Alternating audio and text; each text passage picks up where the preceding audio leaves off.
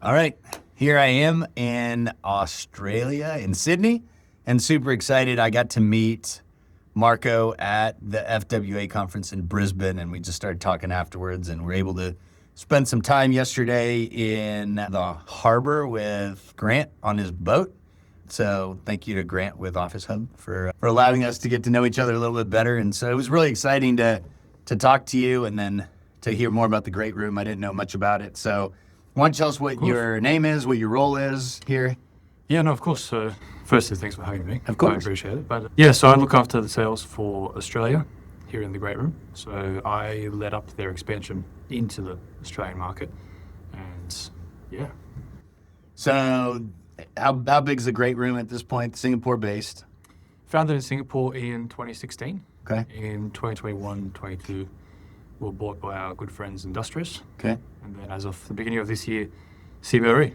So that's a interesting story to talk about. But for the most part, in Australia, we have 2 sites at the moment. In Singapore, we have 7, if I'm not mistaken, and then more spread across Hong Kong and Bangkok. So a good network. And so let's talk about your background. How'd you get in the industry? I mean, obviously you've been around for a while. Everyone knows about you. And why don't you talk about kind of what your role was and how you got to this position? Yeah, so it all started off to go way back, door-to-door sales. Okay. And then did that for a long time and then fell into the industry as a broker.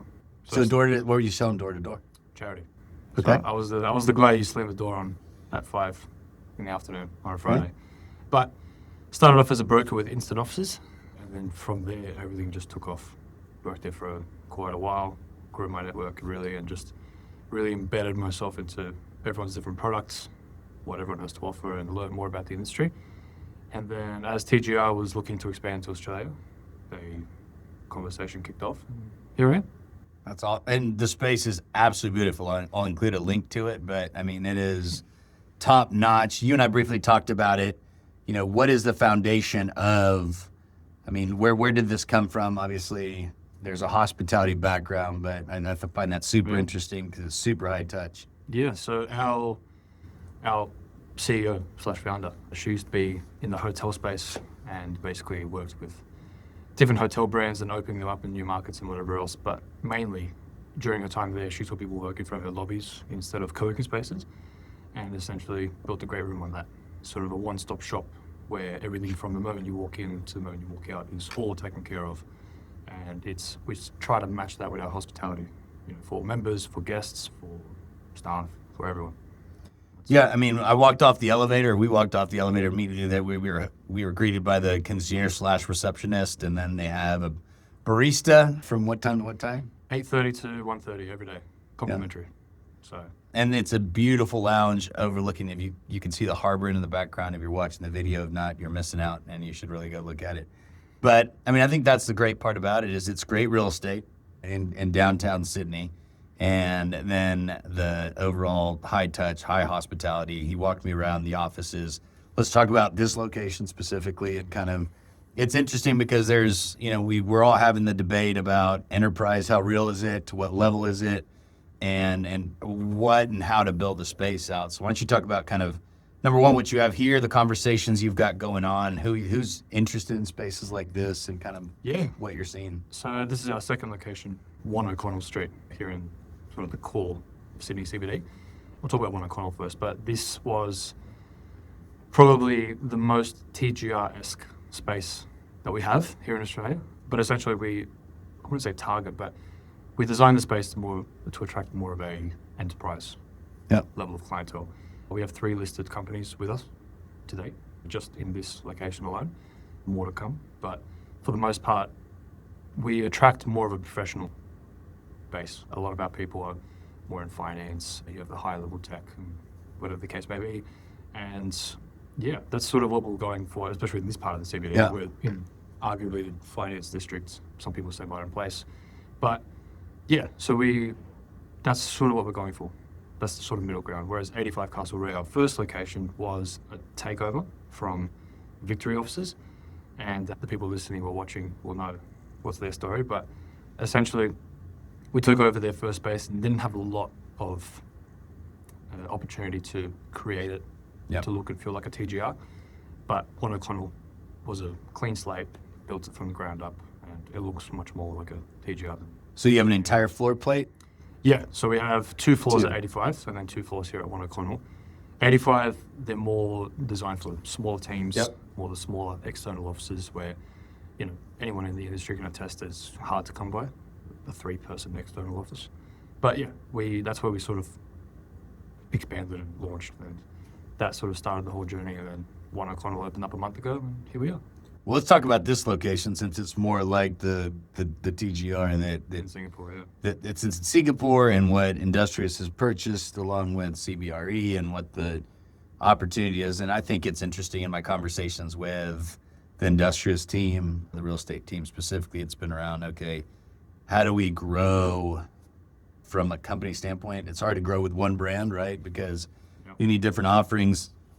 And no one on here is surprised, neither you at this point, that I use Bonvoy and Marriott as an example, but they got 31 plus brands, right? And so it's different products for different needs and different demographics and everything else. I think we're going to continue to see more and more of that evolution in our industry is how do you create product for different types of working professional, right? Yep. And so, I just came from the Watso this morning, as you well know, and spent time with them. And they've got an amazing product, but it's very different than what you guys have here. And they've got enterprise over there, and they've got opportunities there that are going to be different than the ones over here, clearly. Yep. And it's a different demographic, different product type. So let's talk about 12 offices, I think you said. Yeah. And let's talk about the sizes and kind of what you're seeing. You don't have to say who you're having conversations with, but it sounds like you've pretty close to landing a couple good enterprise spaces that are going to fill up.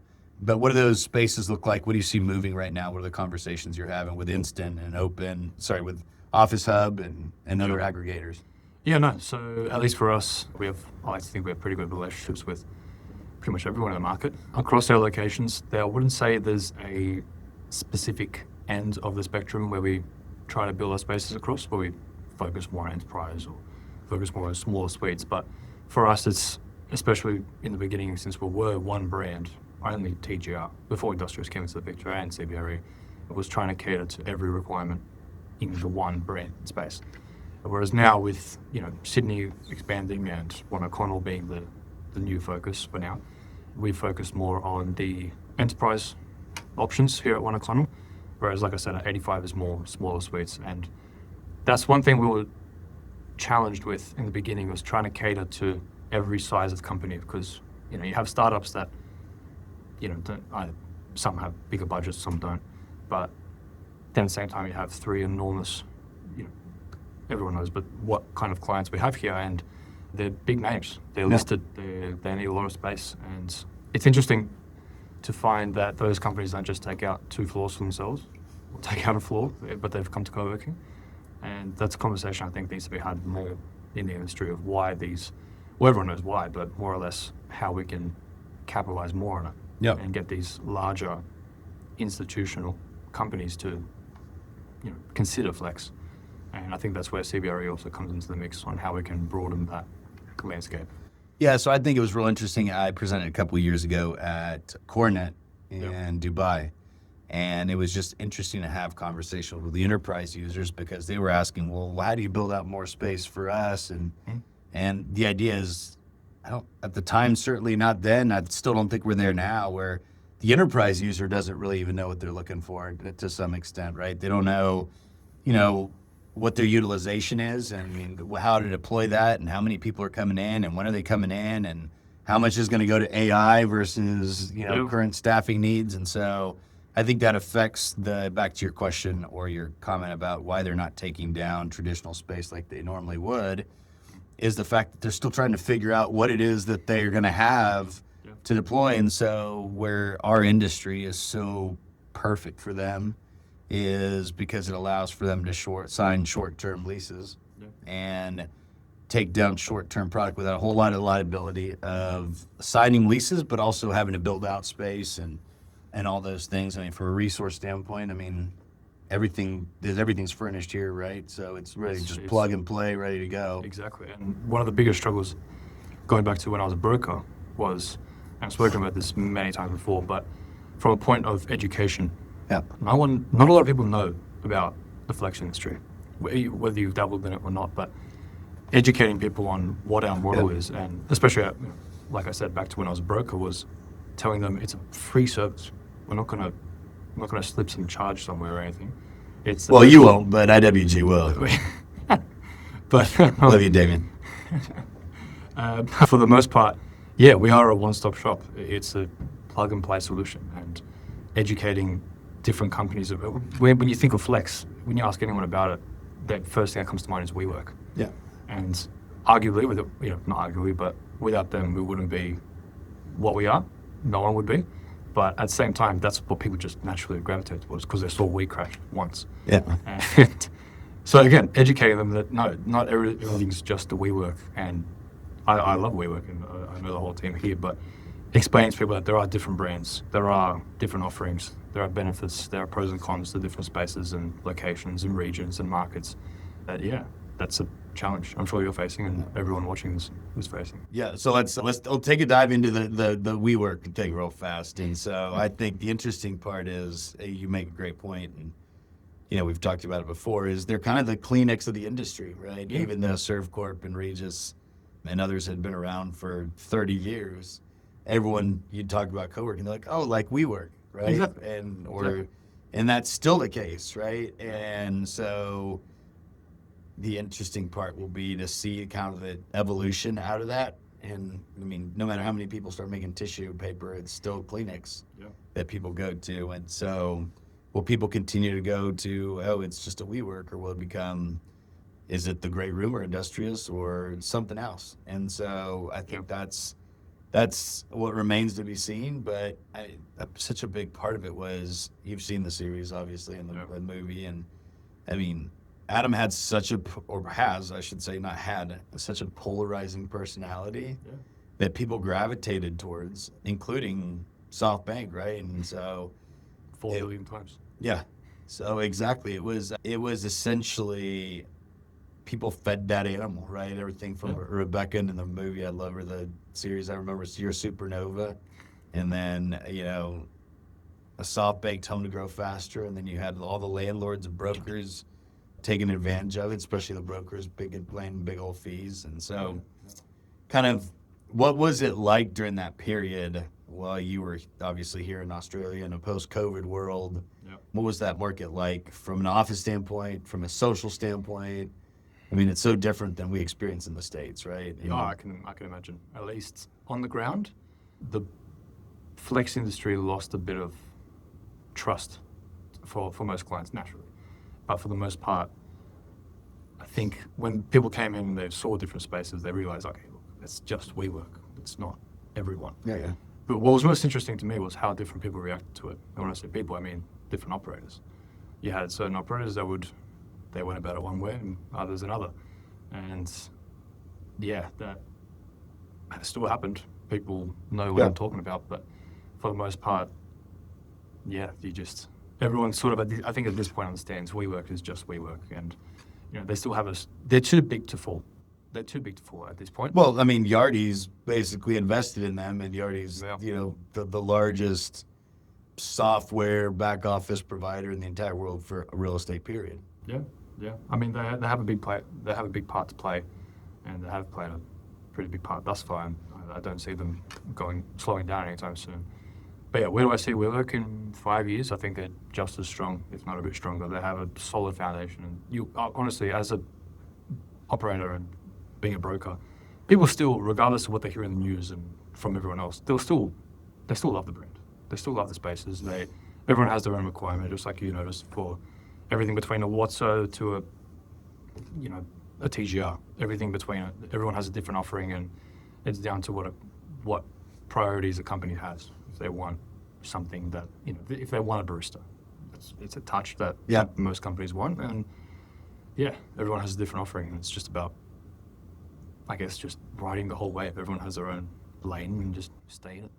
All right, well, I'm going to try again. You got that with WeWork part right. So what was COVID like here? COVID here was, I actually joined the industry just after COVID. Okay. But regardless of the industry, I mean, where you were living here, right? Yeah, no, and it was. So everything was closed. It was chaos.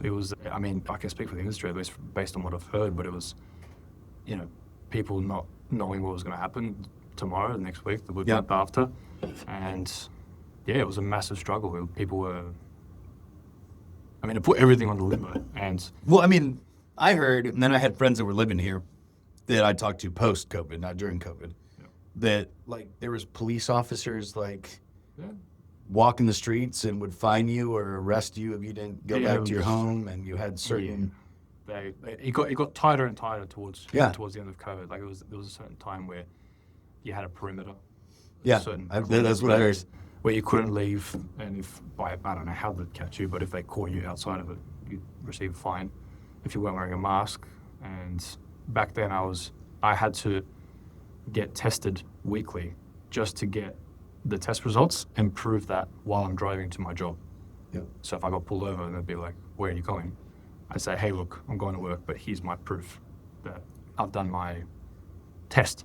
That's so funny because at the Flex conference we were talking the other day, and I don't know if you were there when we were having this conversation, but during COVID I literally I started licking stuff, or I said that I would till I got it, and I got a bad sinus infection, but now I knew how it affected me. I mean, I'll be very careful because I do believe that people were hurt and even lost their life and lost loved ones during that period. But I think it was, to this day, even so interesting how it affected people so differently. Yeah. And I just remember, again, it's funny to just look at history and just have conversations and, how different the U.S. is. And, obviously we have our states within the U.S., but overall the U.S. versus Australia or even Canada. And the way it was explained to me, and I'm not saying this is accurate, but I'd love to get your take on it, but Australia's never really had to fight for anything, right? Like from a Civil War standpoint or any of those things. And so pretty autonomous. People are very complacent, right? And so they're told what to do, and they fall in line. Yeah. And so as opposed to the States, you had people that were doing it, but there was also people like me flying around having 4 or 5 blow pops on a flight because that meant I was actively eating and I didn't have to wear a mask. I'm sorry. But, I was flying during times where there was like 5 or 6 of us on a plane, and it was just absolutely nuts. And yet here, again, I had friends who were like, I couldn't go to the park and read a book because I would get fined. Yeah. And so one thing that, again, I entered the industry shortly after COVID kicked off, but everyone that you sort of meet, naturally I asked them what was life in the CBD pre-COVID, and they said, work from home was not a thing. Yeah. I can't comprehend that. I haven't been around very long, but I can't imagine Monday to Friday in the office for everyone. Like work from home was never a thing. And my mum, she was telling me back when you really had to do something and you had to work from home, you had to provide like a solid list of what you did, when you did it, why you did it, everything. And you had to present a report, and then that was the only way you could work from home. Whereas nowadays, it's almost a requirement to get a job or to hire someone. Well, talent dictates how and where they want to work, right? Yeah. There's still sectors that require, or that require you to be in the office, right? Mm-hmm. But then there's sectors where, sales is a great one, right? Is going, I don't need to be in the office to sell, right? You do if you're touring space. Yeah. So that's a little different. But people that are, doing certain sales, they don't have to be in an office to do that. They just need to be able to dial for dollars, if you will. Exactly. Tech sales, they can work from anywhere, do anything they want. Yeah, and I think that goes back overall to the industry and what people are looking for. And so curious about, you've got a couple spaces that you're about to fill. What kind of, don't tell me who it is, I know that, but tell me what kind of uses are they looking, what are the conversations I want to know from your standpoint as you're discussing with the aggregators or brokers, or even if you've got engagement with the actual client / member, are they telling you, hey, we're taking down 15, 20 seats because we know at the peak once a week or once every 3 weeks we may have 15 people in there? Are we expecting that, they're doing like hybrid? Are they doing A/B? What are they doing? Because there was a point where I remember people were doing like A/B on One team would come in Mondays and Wednesdays. Someone else would come in on Tuesdays and Thursdays. How are they What are you hearing out there? Well, good example is one of our first enterprise members over at 85 Castlereagh.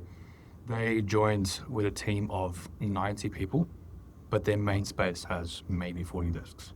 Okay. And it's, from memory, it's finance on Monday, marketing on Tuesday, operations on Wednesday, and it's just rotate. And they all have their own allocated seat. You know, they come to the same spot every week. But yeah, a lot of the larger teams now, they have, you know, the odd day in the month where they'll book out half the floor for everyone to work from. But it's more staff on rotation because they have these guys working from home or that guy traveling to that state or whatever the case may be. And yeah, that is a big requirement. And if anything, what I hear from all the aggregators is a conversation they entertain and actually a point they consider when looking for an office, whether it's, do we have room for growth? When they win a big project, can we just expand to the office next door? And yeah, mainly, can we cater? Like we had someone come through, and the reason they came through in the first place, so we had the main team have a look, and they loved it, everything thus far. But the final head was just to see and come to basically see if it was worth it, if what they were going to pay was worth compared to anything else out there. Yep. Is our staff going to be happy? You know, a lot of people are struggling to get their staff back into the office. And that's where, you know, you have the operators that are building bowling alleys and golf simulators and whatever the case. So, yeah, we can't compete on that front, but creating an environment where it's comfortable, relaxing, but at the same time professional. Well, but you're being very humble on that. It's very high touch. I mean, I think that's the difference, right? Is it's not just comfortable, it's high end. And I think that's everything the building you're in to the staff. How many staff do you have on site, like in this location, on a daily basis? 2 that are on the ground, whereas everyone else really floats around to either location, or when we have more, we bounce between. But on per site, it's 2 staff, and it's just the community executives, and they run the show. Their job is basically to make everyone happy and make sure everyone feels welcome and day-to-day operations. And for us, it's mainly, like I said, start to finish, from the moment I have meetings, greeting clients, welcoming them to the space, welcome to your new home in a way. Yeah. Well, yeah, we were walking around and saw there's ribbons on doors, which are obviously sold and kind of a grand opening / welcome to your new home type of deal. Same way you buy a new car. You get the big ribbon on the bonnet, on the hood, as you guys say. Yeah. And we do the same thing. Where it's that welcoming experience, whether we want you to not only just, you know, be with us, but stay with us and grow with us. We have teams that have started off as a 2-person hot desk. Now they're in 8 packs dedicated office. Yeah. That was within a span of like 9 months, which is insane. We want to be able to cater towards those kind of companies. That comes back to the SKU. Do we have smaller offices, more enterprise clients? Well, let's go back to you, right? And so, you know, you shared with me, I've been incredibly impressed at how mature you are and seasoned you are. When it was funny because it came up a couple times, they're like, he's 23, and I was like, 20 what?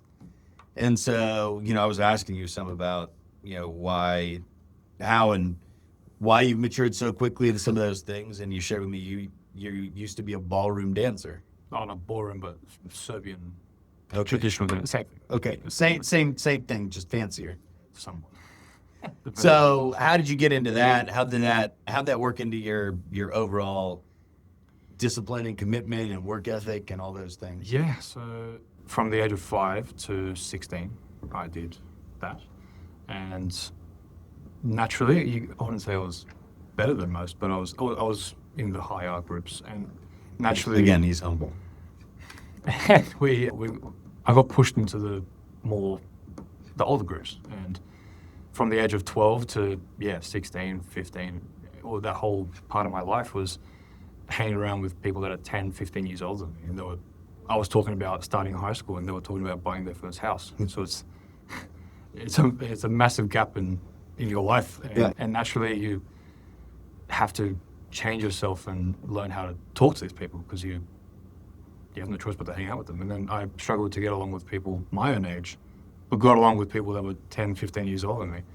And I think that's where it all, I mean, if you really ask, that's pretty much where it all started, where it's, you know, you learn to be a bit more mature, think differently, and look at things from a different angle, you know, just in life in general. Yeah. Everyone's a bit you have the young gun that wants to do everything. I want to do everything, but for the most part of everything, I have hung out with more older people, and naturally, I guess that correlates directly into. The other part is that I've noticed, I shared with you, is it's obvious that you sit back and you listen a lot and are very methodical and strategic about when you speak, but you're taking in a lot of information. I honestly guess that's just me. That's just me. Honestly, in most situations, I just tend to dial down how much I talk, but I listen more. Well, that makes a good salesperson. Well, that's you have 2 ears and 1 mouth for a reason. So, but yeah, it benefits anyone if I do that. Yeah. You learn more than you. Some of us try to apply your amount of mouth too, in addition to ours, so that we fill up plenty of airspace. Speaking of, kind of FWA. What'd you think about that? What was your experience with meeting people? I know you were sent out there as kind of an Industrious representative since Liz was speaking, and you're over here, and obviously, I'll share a picture, but literally you walk in, it says the Great Room by Industrious in the lobby, and so super cool. But kind of what was your engagement there, your interaction with people? What's your overall sentiments about the industry and where we're headed? Yeah, I think FWA has done a fantastic job in bringing different operators together, whereas from what I hear in different regions of the world, it's frowned upon. Yeah. It's very, don't talk to me, don't come through my space. Whereas for us, it's like, the main competitors all know each other. Everyone sees everyone's office and whatever, everything. But I think it's good, or at least what I took away from it was gaining a different perspective on how different operators approach their, operating a co-working space. Yep. Some people focus on something else. In a way, over the last couple of years working for TGR by Industrious, I wouldn't say you get stuck in your way, but you naturally begin to think and function and operate like an Industrious employee, and you think about everything they tell you to think about, and hearing the perspectives of other brands like IWG and Workspace 365, WeWork, everyone, hearing about what they find important in the space and what they focus on, and where can they improve and what they can do less or more of, better, worse, everything. Yeah. That is what I think FWA puts on a silver platter for everyone, is learning from different brands and working together more less than against each other. Was it your first time there? No, I've been to a few Okay. new conferences, yeah. This was the first one out of state. Yeah. The first one I went to was the one in New South Wales. That was my first public appearance as TGR. Yeah, and I think one of the great things about it that I really push, and where we're big on at GWA, and I know Juicy is too, is building community, right? And literally, Liz at the beginning of Juicy and I at the beginning of GWA are very intentional with people. We're like, there is so much information here and so much experience and wisdom, and you have to tap into it, right? And I think that's what I love about our industry is everyone's very open about their willingness to share and grow. And you always have the groups that have no desire to do that. But I was taught when I got into the real estate industry that it's co-opetition, right? You compete and you collaborate at the same time. You cooperate and compete. You cooperate and compete because you may get to a point where your spaces are all full, but you want to service a client, and you want to help that client so they come back at some point and go, hey, you know what? Even though we didn't stay at TGR, they basically made sure that we were taken care of, and so we want to go back there. And so I think that's the really cool part about it. And what I enjoy, being my first time in Australia, period, and my first time at FWA was just seeing that interaction, right, of everything from Cassandra, who's a small operator who kind of just stumbled into the space, to Watson, that's got 35 locations, and even Damien with Regis hanging out with us, and I know they're in the process of growing their whole management model or partnership model, and so it was just always interesting for me to hear what's going on in different parts of the world and different perspectives and different ideas, and ultimately what people are trying to achieve, and where they're getting wins and where they're collecting losses too. Is a big part of it. Now, from an overall standpoint of from the brokerage community, I mean, I think that's a big part. Aggregators are becoming a bigger player. Yeah. And Yeah. so how do you see that playing out? I mean, where are your leads coming from? I mean, you mentioned you're in the process of closing something with Instant, something with Office Hub. Everyone's in the process of closing something with almost most brokers, but Like, oh, Yeah. so who are the big brokers here, right? Those are yeah. two. Well, I'll speak for Sydney. You have Office Hub, you have Instant, you have Rubberdesk. Robodesk is here. Yeah. No, Rubberdesk is strong, but yeah, they're probably the main ones. And you have obviously the little brokers. When I say little, I mean they're just not on a grander scale Yep, as yep. the bigger ones. But for the most part, I'd say our ratio of broker to direct inquiries is probably 2 to 1. Okay. I'd say comfortably. And yeah, they play a massive part, at least in the whole sales process. Well, I'll speak on that process, but from when you're looking for an office, Yeah. rather than go bounce around and cop 40,000 phone calls from me and everyone else in the industry, you'd rather just talk to one person. They do everything for you, and you just move in. That's it. Yeah. That's obviously that's what a broker is, but it's what they are very good at, and it's what they lean on. And without them, we wouldn't be where we are. Not just TGR, but I'm sure other. Well, I mean, that's where you started, so you certainly would have been here without a doubt. No, 100%. And they have a lot of knowledge. They obviously are the connectors, not just between us and the client, but different operators. They, everything from operator drinks with Instant or yesterday with Office Hub, they bring operators together and it's like almost another platform like FWA. You get to learn from different operators and what they're doing wrong. Well, I mean, they're having a lot of conversations, right? And so, the conversations Daniel and Ben with Instant are having, conversations with, that Grant and Andrew and their team are having, they're all, I mean, they're global, right? They're not just, I mean, and I think it's always so interesting. I mean, with Ben sitting on our board with Instant and spending some time here with Daniel on the Instant side, it's so interesting to hear what they're seeing. And Daniel just sent me his report that just came out the other day. I haven't taken a deep dive into it, but then, Grant shared with me what was going on when he went to India and how much growth and opportunity there is in India, and hearing different sides of it. I mean, I think that's a big part that those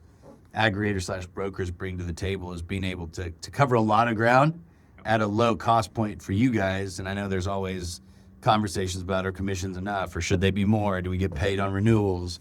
All those things. But at the same time, I think the industry's having to figure out the value there, right? Yeah.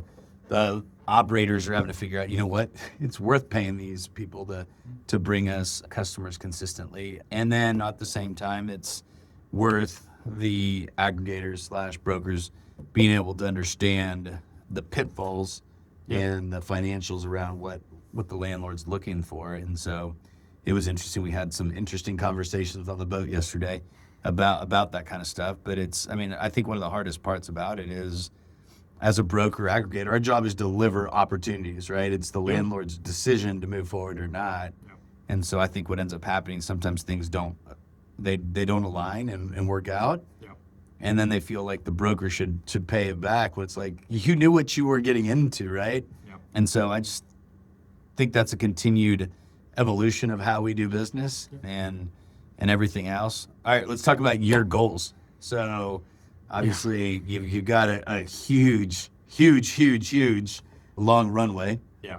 And so, Enough time. I mean, you got plenty of time, but I mean, like short term, I mean, I think there's a desire to continue growing Of course. the industry, or TGR here specifically. I know there's obviously a lot of conversations between the CBRE, Industrious teams back to the TGR team. So kind of, how many locations would you envision being an opportunity for in a market like Sydney with the suburbs and everything else? Well, TGR, now I can't speak for Industrious, given I've never actually seen an Industrious, but TGR, I wouldn't see them in the suburbs per se. But yeah, I think with the acquisition of by CBRE, they've set high targets for, I don't know the targets, but high goals for expansion and where they see the brand, and they sort of help us on that front. But yeah, I think Australia is now looked at as the test state, where let's see what we can do, what we can't do, and how fast can we grow, and how big can we get, and how do we build out, right? I think that's a big one way to see it. Yeah. I think you were sharing with me the ideas what's moving in Singapore, and they're confused that isn't moving here. What's gonna move there versus here? And then you even mentioned speaking of the great room, the great Justin Stewart was out here exploring and looking at different things and asking all the right questions like he does, so we can lead, his real estate team to focus on the growth. Yeah. Touching on what you said about the whole Singaporean approach to the Sydney market was the struggle that, naturally every company touching two totally different markets, is understanding why something in Singapore, whether it's an event or activation or something, that idea, why that doesn't work here. And you just have to explain it, and everyone needs to understand that, not everything's going to work the same in every other market. Yeah. Something that works in London isn't going to work in Singapore, and Singapore to Sydney, and so on and so forth. But that's the beauty of it, really. You get to trial and test new things and figure out what works, what doesn't. And that has been a struggle, but I think with Industrious coming in, and they have more international experience, given they're in so many markets, they have shed a light on a bit more autonomy on what we can do here in Sydney and what we can do in Australia. And again, it goes to every other market under the sun. So it's made our lives a bit easier. Yeah. And I wouldn't be surprised if, we have God knows how many brands here and across the world, and TGL will be one thing today, but another thing in 5 years. And it's your job to sell. My job is to get people in. It's TGL's job to keep them here. But at the same time, we want everything from the day they move in to see that bow on the door to the day they, hopefully not, but if it's for a good reason, they leave us. Hopefully I grow you and your CBRE real estate team is helping them take down an entire floor too. Exactly. Being, I don't need 2 enterprise suites, give me 2 floors. Yeah. That's where I want to see them go. Now that's the ideal situation, not just for me, but for every other operator. Yeah. But so we'll see what happens. That's the goal. So you're engaged, getting married in December. In February next year. February, okay. February. You're like, don't rush me. No, I got engaged last year and getting married in February. Okay, what's your name? Ivana. And what are your favorite things about Ivana? Oh, where do I start? But for the most part, A young puppy love still. everyone says you outgrow the honeymoon phase. I don't know. I hope you don't. I think some people do because understand.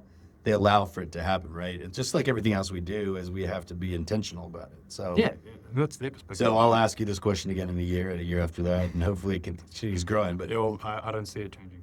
Good. It will be, I mean, she's perfect. She pushes me. Honestly, now we're getting a bit somewhat deep, but that's the whole point. Well, exactly, uncensored. But when we met, I was working in a warehouse, and how'd you meet? I think this is awesome. Like a movie. In a dog park. Okay. So, like out of a movie, our dogs ran to each other, and is this like the Lady in the Tramp? Like they say, time kills deals. So I asked her out for coffee, and 2 days later was our first date, and here we are. Honestly, 4 years later. Okay. So she pushes you? Massively. I remember asking her, should I take this job with Instant? Because I didn't know what it meant. I was considering, doing little sales, or selling downstream, whatever. But if it wasn't for her, I wouldn't be here today. Well and truly, I will die on that hill. And I've heard a lot of people say this, especially older people, but they say who you pick as your spouse is the most important thing in your life. Yep. The most important, and I couldn't agree more. And I think I've picked the right one. So she drives you, so she gives you more ambition and drive. Yeah, well and truly. Yeah, she. If I ask her, can I do this, and she goes, no, do more. Like she'll challenge me, and she'll challenge a different perspective around my current situation, and give me another angle to look at it from, and it changes a lot of things about what I do, how I do it, and it's a massive asset.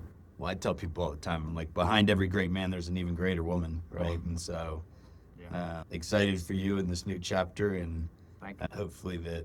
I think you said you've got the venue locked. You've got everything pretty much locked down. Well, everyone in Sydney that is listening to this, they will know. At least things get booked out quickly. So we booked and organised everything earlier this year. So now I'm in this awkward grey phase where I'm not doing anything. You got to wait till it's time to start tasting cakes. Exactly. They've invited us to the bank. Live musicians? Is there going to be live musicians? Of course. Of course. I mean, we're going to have Serbia dancing. Mate, it's going to be big. But yeah, everything's booked. Everything's locked in. Now I just have to attend and say yes.